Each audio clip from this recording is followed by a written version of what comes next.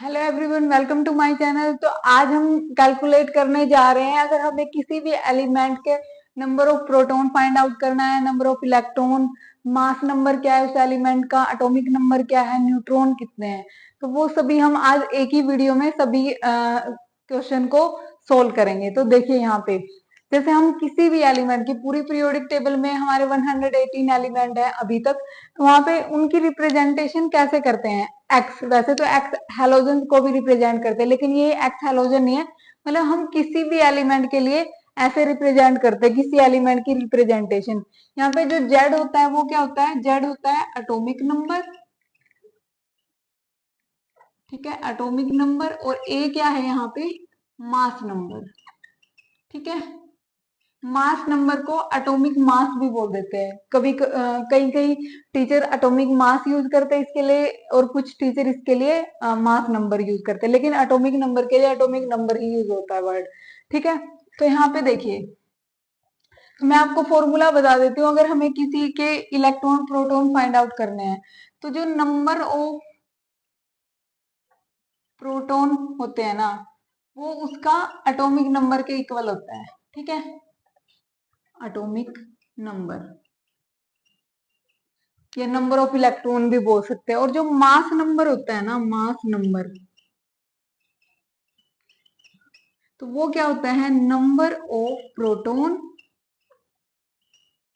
Plus number of neutron. ठीक है, अब आप कहोगे कि हाँ ये एटॉमिक नंबर इलेक्ट्रॉन के भी इक्वल होता है, तो मैंने क्यों नहीं लिखा।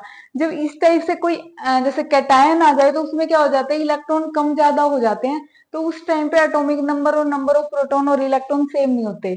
ठीक है, लेकिन हाँ अगर कोई सिंपल एलिमेंट है, मतलब कि न्यूट्रल कोई एटम है, न्यूट्रल एलिमेंट है, तो उसमें क्या बोलेंगे हम, equal to number of electron, तो वहां पे नंबर ऑफ इलेक्ट्रॉन भी सेम रहेंगे। ठीक है, तो पहले हम सिंपल ले लेते हैं, ये वाला बाद में करेंगे। पहले हम कोई एक सिंपल ले लेते, पहले हम सेकंड ही कर लेते। जैसे मैंने लिखा नाइट्रोजन, यहाँ 7 है, यहाँ 14 है।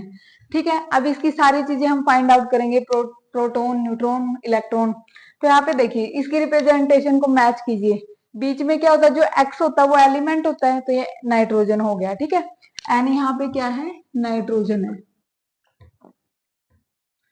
एन यहाँ पे नाइट्रोजन है। 7 क्या है, एटॉमिक नंबर हमारा क्या है, एटॉमिक नंबर हमारा नहीं, मतलब कि एलिमेंट का एटॉमिक नंबर कितना है, 7 है। इसका मतलब यहाँ पे जो नंबर, अगर मैं एटॉमिक नंबर और नंबर ऑफ प्रोटॉन इक्वल होते, तो नंबर ऑफ प्रोटॉन कितने हो जाएंगे यहाँ पे, वो भी 7 हो जाएंगे। और नंबर ऑफ इलेक्ट्रॉन यहाँ पे कितने हो जाएंगे, वो भी 7 हो जाएंगे। ठीक है, और मास नंबर कितना है यहाँ से, मास नंबर, मास नंबर क्या होता है, ए जो ऊपर वाला होता है, तो मास नंबर कितना हो गया यहाँ से 14। अब रह गया नंबर ऑफ न्यूट्रॉन। तो नंबर ऑफ न्यूट्रॉन कैसे फाइंड आउट करेंगे हम, तो देखिए यहाँ पे नंबर ऑफ न्यूट्रॉन, अब मैंने आपको क्या बताया था, मास नंबर क्या होता है, प्रोटॉन और न्यूट्रॉन का सम होता है।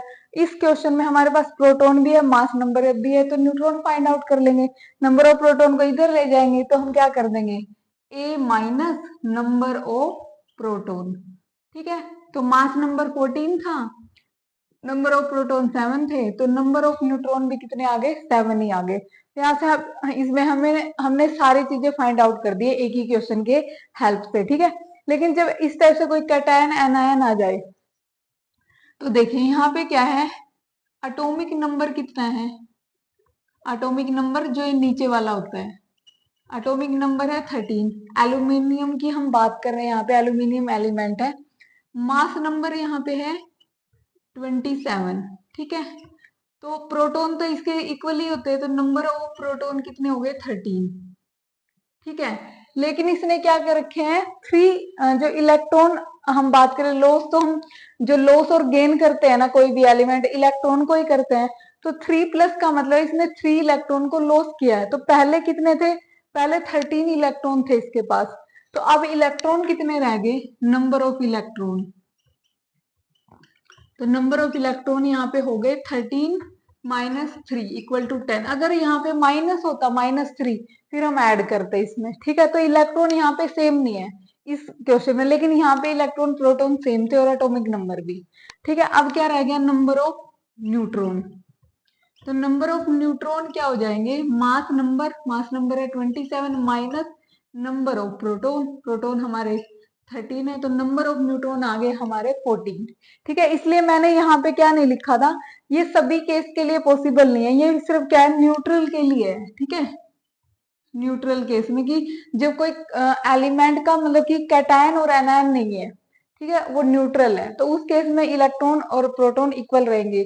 लेकिन अगर गेन और लॉस कर रखा है, फिर इलेक्ट्रॉन और प्रोटॉन सेम नहीं रहेंगे, वो कम या ज्यादा हो सकते हैं। ठीक है, इस टाइप से आपको ये सभी चीजें फाइंड आउट करनी है। आई होप आपको बहुत अच्छे समझ में आ गया। अगर फिर भी कोई डाउट है तो कमेंट बॉक्स में कमेंट कीजिए।